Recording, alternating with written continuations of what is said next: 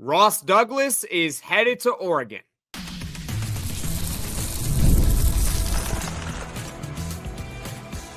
You are Locked On Syracuse, your daily podcast on the Syracuse Orange. Part of the Locked On Podcast Network, your team every day. Hello, everyone, and welcome to Locked On Syracuse. I'm Jackson Holzer, and thank you for making us your first listen of every single day on the Locked On Podcast Network, your team every day. And we are free and available wherever you get your podcasts. On today's show, we're going to talk about the wide receiver room for Syracuse football in 2025. We're going to talk about replacements for the wide receiver coach next season, because of course we're going to start off the podcast talking about how Ross Douglas, Syracuse's 2024 wide receiver coach, is moving to Oregon. So tons to look forward to here on this edition of Locked On Syracuse. And before we get to everything, this episode is brought to you by FanDuel. Right now, new FanDuel customers can get $150 in bonus bets if your first $5 bet wins. Syracuse football is going to have a different wide receiver coach and passing game coordinator in 2025 because Ross Douglas is headed to Oregon per CBS Sports reporter Matt Zenitz. This news broke late on Saturday night. And I have a few takeaways from this news. And before we get to those takeaways, I'd love to hear from you in the comments section below your thoughts on Syracuse losing its wide receiver coach Ross Douglas for next season as he goes to Oregon. My first thought is this, and I've mentioned it before, but it really applies now. The good season tax strikes Syracuse. Now, for those that are not aware of what the good season tax is, right? It means that when a program, it doesn't really matter what level, when a program has a good season by their standards, a good season is relative depending on the program, it means one of two things is going to happen in the following offseason after said good year. Number one, you are going to have to increase the salaries of the players or coaches on your roster because you just had a good season. Everyone deserves a raise, right? Number two, what could happen is you might end up losing a coach or player to a more prestigious program or team or a better offer elsewhere because it's a tax. That's the reality. And we already had a close call as Syracuse fans earlier this offseason. Offensive coordinator Jeff Nixon, I think we all agree he did a fantastic job in 2024, leading one of the best offenses in the country with Kyle McCord, LaQuinn Allen, Oronde Gadsden, all those guys, right? Remember when he interviewed for the Houston Texans job? Offensive coordinator, I should say. Remember that? Now, luckily for the Orange, the Texans decided to go in a different direction, but after that occurred, Syracuse signed Jeff Nixon to a brand new contract. Another contract extension for Jeff Nixon because, hey, you want to keep these good coaches, you're going to have to give them more money. Otherwise, they're going to leave. Now, in this case, they end up losing Ross Douglas to Oregon, and this is a big promotion for Ross Douglas. I'm not going to sit here and be mad at Syracuse. How could you not retain him? Because here's the reality. I mean, it's Oregon. They have endless amounts of resources. If they were really so keyed in on getting a guy like Ross Douglas, then there's nothing Syracuse can do. You can keep increasing your offer only to a certain extent. You're playing a game that you simply cannot win against a program like Oregon. So honestly, I feel really happy for Ross Douglas. I mean, good for him. He's getting a big promotion, going to be the wide receiver coach there, going to probably coach some better talent, have a chance to win a national championship. Good for him. And this is obviously good for Syracuse as well because you can also convince other coaches, and we'll talk about the replacements in the next segment, that, hey, if you do well here, you can get paid elsewhere. It works both ways. Number two, what did Douglas do as the wide receiver coach and why he deserves this promotion going to Oregon? So Fran Brown hired Ross Douglas for 2024. He was not a Dino Babers carryover. All right. He was with the New England Patriots as their wide receiver coach the previous two seasons. And Ross Douglas did a spectacular job in 2024 as the position coach for the wide receivers. Let's talk about some of the players for the Orange at wide receiver last year and setting career highs. Trebor Pena, 941 yards in 2024. His previous career high was 203 yards in 2022. That's a significant increase right there. And Trebor Pena is a veteran receiver. This is not someone who was a freshman in 2022 and then all of a sudden, he has a year of development and then boom, he breaks out like we all think. No, he kind of came out of nowhere last year, Trebor Pena. He was a starting slot receiver. We were like, all right, let's see what happens. And lo and behold, it started in the very first game against Ohio. He was terrific last season. Jackson Meeks, 1,021 yards in 2024. His previous career high was 65 yards in 2022. It was at Georgia, so he didn't really see the field all that much, but still, he was a veteran wide receiver, and he damn near almost made the NFL Combine. If you would have told me last February that Jackson Meeks was going to go to the NFL or have a chance to go to the NFL Combine in the spring of 2025, I would have laughed. I would have said, really? You think so? He almost did. He was a great player last year, second team All-ACC. You also have Darrell Gill. He went from 60 yards in 2023 to 570 yards in 2024. So obviously part of the success goes to Kyle McCord, right, as being a great quarterback, and Jeff Nixon being the overall offensive coordinator deserves credit, but so does Ross Douglas as the wide receiver coach, because these guys that I just mentioned, Trebor Pena, Jackson Meeks, Darrell Gill, these were not household names heading into 2024.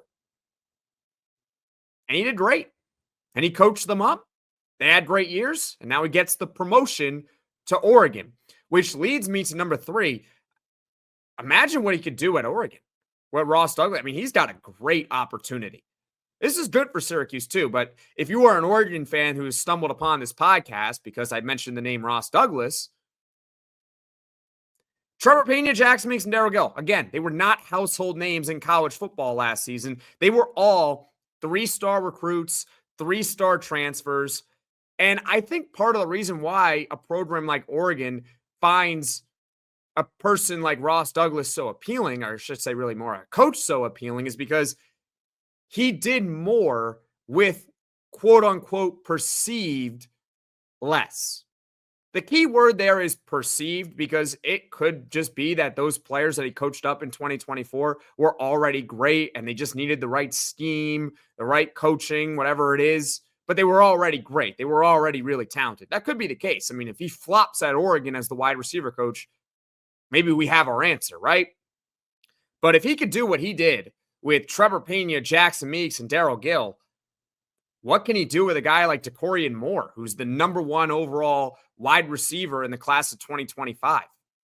Top 5-10 player in the country. If you're an Oregon fan, you can correct me if I'm wrong on that, but last time I checked, that was true. Jeremiah McClellan, I think that's how you say his name. He's a 2024 top 100 overall recruit at wide receiver.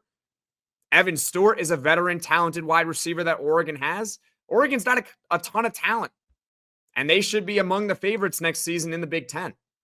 So it's a tremendous opportunity for Ross Douglas. If you're an Oregon fan, I think you should be pretty excited about this move, getting a guy like Ross Douglas from Syracuse. And for Syracuse fans, well, it's the good season tax. We had a good season. It is what it is, right? It's a good problem to have, because we'll take more good years, right? I think we all would. And also, we got to talk about replacements, which is exactly what we are going to do next segment. So coming up, replacements for Ross Douglas as the wide receiver coach next. When the game tips off, the NBA action is just getting started, and there's no better place to get in on it than FanDuel, America's #1 sportsbook. With FanDuel, you can place live bets throughout the game, so even if you miss the opening tip-off or want to bet on a fourth quarter comeback, you can stay in on the action, and if you're looking for a bigger payout, you can even combine your live bets into a same-game parlay. I love using FanDuel's live betting feature because it keeps every moment of the game exciting, whether I'm backing my team for a late-game rally or picking a player to hit a clutch 3. I never feel like I miss my chance, plus the app is easy to use, and when you win, you get paid instantly. Right now, new FanDuel customers can get $150 in bonus bets if your first $5 bet wins. Just visit FanDuel.com to join today. That's FanDuel.com for your shot at $150 in bonus bets. Make every moment more with FanDuel, the official sports betting partner of the NBA. Thank you for making Locked On Syracuse your first listen of every single day here on the Locked On Podcast Network. We're free and available wherever you get your podcasts. I'm Jackson Holzer, and on today's show, we are talking about Ross Douglas, Syracuse football's 2024 wide receiver coach and passing game coordinator, is leaving the program to go to Oregon to take the same job, according to CBS reporter Matt Zenitz. And now, Syracuse fans, we got to talk about replacing Ross Douglas. And I want to shout out 24/7 Sports Insider Mike McAllister for providing a list of 4 candidates per sources. I will link the article that Mike McAllister wrote in the comments section below. And I took that article and I said, here are my top 2 from that article. So that's what I'm going to do, give you commentary on the top 2 in no particular order. Now, first up is Josh Gattis. Josh Gattis is the former Maryland offensive coordinator and wide receiver coach from 2023 and 2024. So he is currently available to be had. You do not have to poach him away from some other program. He is out there. Josh Gattis has a fantastic resume with name brands doing a very similar job to what he would be asked to do at Syracuse. From 2014 to 2017, he was the Penn State passing game coordinator, offensive recruiting coordinator, and wide receiver coach. In 2018, he was with Alabama as the co-offensive coordinator and wide receiver coach. From 2019 to 2021, he was the Michigan offensive coordinator and the wide receiver coach. And in 2021, Josh Gattis was named the Broyles Award winner. That is given to the nation's top assistant coach in a given season. And in 2022, he was with Miami as their offensive coordinator and wide receivers coach. And of course, I told you guys off the top that Josh Gattis was the former Maryland offensive coordinator and wide receivers coach the past 2 years, 2023 and 2024. Where I think it could get tricky with a guy like Josh Gattis, because he's got a great resume. I mean, you can't deny it. He's been all over the place with big-time programs to varying degrees of success. I know it did not work out with Miami a couple of years ago, and he was let go by Maryland for a reason, right? But I think what could get tricky is that he has been more than a wide receivers coach and or a passing game coordinator for quite a long time. It's been a while for him. I mean, in 2018, he was at least the co-offensive coordinator at Alabama. The last time where he was just a wide receiver coach or a passing game coordinator was from 2014 to 2017 at Penn State, but he was also the offensive recruiting coordinator over there. So he had another job. So I think what could kind of hamper this is, can Syracuse offer him enough as far as titles? Syracuse already has a co-offensive coordinator. That's Michael Johnson. He is the father of Michael Johnson Jr., a quarterback currently on Syracuse football. Judging by how Syracuse football did on offense last season, I don't think they're making a change at offensive coordinator with Jeff Nixon. They just extended him. And why would you change his co-offensive coordinator? I don't think it makes a lot of sense to do it because he had such a great offense last year. You could give him the passing game coordinator again as well. But again, is that enough to get a guy like Josh Gattis to come to Syracuse? Is it enough? Is he going to want to take an offensive coordinator job somewhere else and try to rehabilitate his image in that regard? Maybe. We don't know. But regardless, it does not hurt to ask, right? It does not hurt to ask at all. And I don't think it's unrealistic. My only concern is, can Syracuse offer him enough of a role to where he would want to take it versus maybe a smaller school than Syracuse giving him an offensive coordinator position? It's a tough call, right? And number 2 on the list of candidates that Mike McAllister provided is Kevin Beard, who is the current Miami wide receivers coach. Beard is a former Miami Hurricanes wide receiver in the early 2000s, and he also has a very decorated resume. In 2015, he was the Miami wide receiver coach and passing game coordinator. In 2016, he goes to Georgia as the quality control coach. In 2017, he was the Tennessee wide receiver coach. Then from 2019 to 2022, he was with Toledo as their wide receiver coach. And 2023 and last season, he has been with Miami. What's tricky here with a guy like Kevin Beard is, well, he's currently with Miami right now. He's with Miami. Why would he leave? Why would he leave Miami to go to Syracuse? I think that's a fair question to ask, right? And I'm not just saying this because, oh, it's Miami, more prestige and everything. You got to also keep in mind that he's a former Miami Hurricane wide receiver. So he's very, very familiar with the Miami Hurricanes. On top of that, also a money thing. Can Syracuse, if they want him, I'm assuming they do, of course, because Mike McAllister wrote about it, can they outbid the Miami Hurricanes for him? And can they give him a promotion compared to what Miami can offer? Can they? Again, what is out there right now? What is available for Syracuse football? Are you giving Kevin Beard co-offensive coordinator title as well? Maybe. You could also do that with Josh Gattis if you want to have multiple co-offensive coordinators. It's tough. I think it would be tougher to get a guy like Kevin Beard rather than Josh Gattis, but I think both would be fine candidates to replace a guy like Ross Douglas, who is heading to Oregon as their wide receiver coach and passing game coordinator. I'd love to hear from you in the comments section below. Who do you think would be the ideal replacement for Syracuse football at the wide receiver coach and passing game coordinator next season? Tell me your thoughts in the comment section below. Coming up, we'll talk about the wide receiver room for Syracuse football next season. So stick with me here on Locked On Syracuse. How will the wide receivers for the Orange be affected now that Ross Douglas is headed to Oregon for 2025? That is the million-dollar question. We also have to find out who his replacement is going to be. But in all seriousness, in actuality, we can really guess about it all we want, but we're not going to find out how the wide receivers are affected by it until August, when Syracuse football takes the field in Atlanta, Georgia, to play the Tennessee Volunteers. That's when we are really going to find out. But here's what I am going to say about this wide receiver room for the Orange heading into next season. I want to be very careful with my wording here. All right? I want to be very careful with my wording. I think on paper right now, when you look at Syracuse football's wide receivers, it's better than at this time a year ago. Again, on paper at this time a year ago.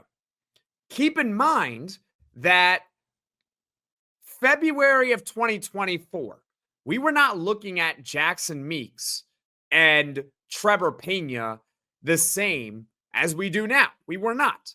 Meeks, he was hardly on the field with Georgia. In fact, he was the second most hyped transfer Georgia wide receiver heading into 2024, I should say. And we also talked about Trebor Pena. His career high was 203 yards just a couple of years ago. Heading into 2024, the two starting wide receivers for the Orange were, number one, Zed Haynes, who had a lot of hype, former 4-star recruit, was a high-end 3-star transfer. He redshirted his true freshman season. He hadn't proved anything. We were excited for him, but had not proved anything. And the second one was Umari Hatcher, who had 482 yards in 2023. And your slot guy was Trebor Pena, who we didn't know anything really about. I mean, we knew who he was, but we didn't know if he was going to actually be good, he turned out to be really good, which is awesome. So now you compare it to what Syracuse has this upcoming season, at least on paper right now in February, Darrell Gill, I think, should do a fine job replacing a guy like Jackson Meeks. He managed to carve out a decent role last season, put up over 500 yards and I believe over 30 catches, despite him being clearly the fifth option on the team receiving wise. You had Trebor Pena ahead of him. You had Jackson Meeks ahead of him. You had Oronde Gadsden ahead of him at tight end. And you also had LaQuinn Allen out of the backfield as a more targeted option rather than Darrell Gill. And I think he's ready for a bigger workload. He certainly proved a lot more as a wide receiver one than, say, a guy like Zenitz a year ago from right now. And now when we look at Trebor Pena heading into 2025, we see him as an all-ACC caliber wide receiver. We see him as someone who legitimately might be the best slot guy in the country. I'm talking about pure slot wide receiver. He might be the best guy in the country. Xavier Restrepo graduated from Miami. He's gone.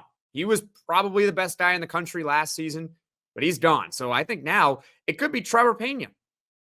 Can he replicate second team all ACC? It's possible. It's definitely possible. But at minimum, he should be good to elite at wide receiver for the Orange next season in the slot specifically. Plus, Syracuse has a lot of depth. Amari Hatcher is still with the program. Zeed Haynes is still on the roster. And you got plenty of other guys on the roster as well. Justice Ross Simmons was someone that we were high on last season, or heading into last season, I should say. Well, he's still on the team, right? Emmanuel Ross is a year older. He's a redshirt freshman, former four-star recruit. Is he going to take a jump? So there are plenty of other guys at wide receiver on the roster, and throughout the entire offseason, we'll talk more and more about each and every one of these players that could see the field for the Orange this upcoming season. But I like Syracuse's wide receiver room, at least on paper, a little bit more at this time right now than I did a year ago at this time. Again, I was very careful with my wording, all right? Leave your thoughts in the comments section below. Do you think that Syracuse football's wide receiver room on paper right now is better than what it was at this time a year ago? Of course, plenty of things change, right? We didn't see Jackson Meeks coming. He came out of nowhere. He was a backup wide receiver at the start of last season. So you can't really predict. It would be like if Justice Ross Simmons this upcoming season all of a sudden had 900 yards. Could it happen? Sure. Am I going to predict it? No. I'm talking about on paper right now, this time compared to last February. I like this group just a little bit more. So leave your thoughts in the comment section below. Agree or disagree. As far as what is coming up on the podcast in the future, tomorrow, Syracuse basketball is back in action. They are on the road against Pitt at 7 p.m. Eastern. Win, lose, or draw, it's probably going to be a loss. There will be a full post-game reaction podcast. I hope that Syracuse basketball makes the NCAA, or not the NCAA tournament. I mean, I hope they do, but they're not. I hope they make the ACC tournament, and if they can somehow pull off an upset, maybe they can do it against Pitt. I don't think they will. But regardless, we'll have a full post-game reaction podcast for you all. Thank you for making Locked On Syracuse your first listen today. And for your second listen, you can check out the Locked On ACC podcast. Alex Dono and Kente Gibbs, they keep it real and bring you the truth about where your favorite ACC team stands within the conference. Find Locked On ACC on YouTube or wherever you get your podcasts. Folks, thank you all so much for watching. Thank you all so much for listening. If you like this podcast, be sure to hit that like button. And if you really enjoy the podcast, be sure to hit subscribe. And if you could just do me a small favor, if you could just tell one or two of your closest Syracuse friends about the Locked On Syracuse podcast, that would be much appreciated. It helps the channel grow and reach all Syracuse Orange fans. Plus, if you hit that subscribe button, it's completely free. It just allows the channel to show up on your feed more frequently. So thank you all so much who continue to subscribe to Locked On Syracuse. And I will be back tomorrow night recapping Syracuse's game against